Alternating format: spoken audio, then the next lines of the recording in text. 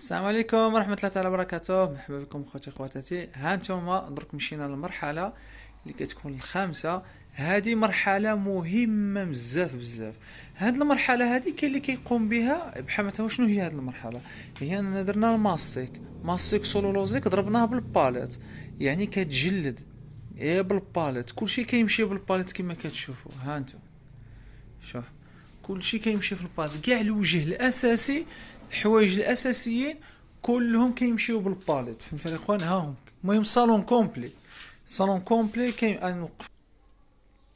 ها انتم الاخوان، المهم كلهم ها انتم. هنا راه جوج صالونات يعني كومبلي كيمشيو هكذا.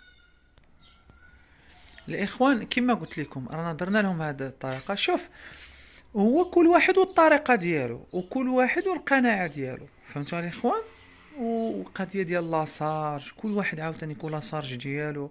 فهمتوا؟ بحال مثلا هادي بنفس الوقت دير منها دوكوش، عاوتاني كتختلف الخدمه. يعني ضربه واحده ماشي هي جوج ضربات، راه بعض المرات كتكون هنا. فهمتوا؟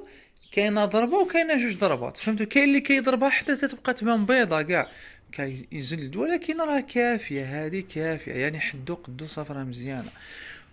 حاليا درك شوف، كاين الناس اللي كتقول لك اودي هاد التجليده اللي درتها دروك ديرها قبل ما تضرب الصباغه وخدم خدمه وحده وتوكل على الله.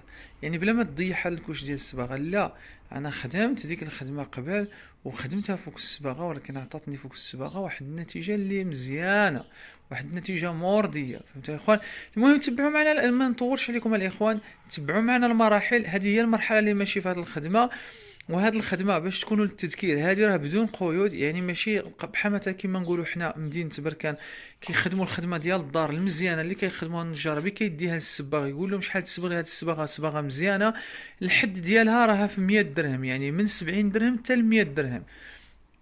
دايره تمانيك، يعني على حساب الاقتصاد، على حساب، ولكن كتكون الخدمه مرضيه، يعني شي حاجه كما نقولوا مرضيه. فهمتوا الاخوان؟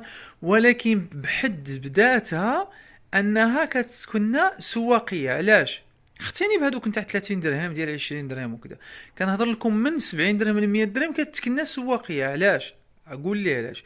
لانك لانك صافي بغيت انت المنظر يكون نقي، كلشي نقي.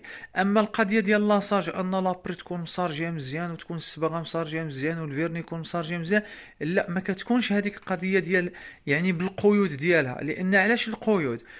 لان مثلا انا الا قلت لك غادي نصبغ لك مثلا 120 درهم، ما غاديش تجي تخدم عندي، غادي تمشي تخدم عند هذاك 100 درهم. داك مول 100 درهم علاش قال لك؟ لان ما عندوش الخدمه، ما عندوش الخدمه.